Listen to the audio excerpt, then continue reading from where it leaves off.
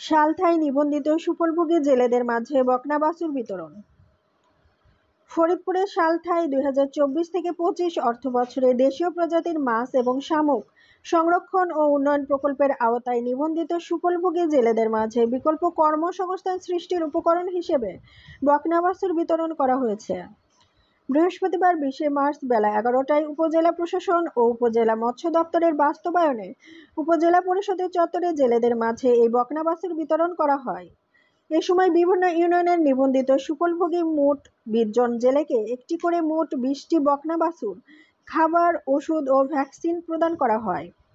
উপজেলা নির্বাহী অফিসার মোহাম্মদ আনিসুর রহমান বালীর সভাপতিত্বে এ সময় উপস্থিত ছিলেন উপজেলা মৎস্য অফিসার মোহাম্মদ শাহরিয়ার জামান সাবু, উপজেলা প্রাণী সম্পদ কর্মকর্তা ডাক্তার খায়ের আহমেদ, উপজেলা সমাজসেবা কর্মকর্তা সৈয়দ ফজলে রাব্বি নুমান প্রমুখ।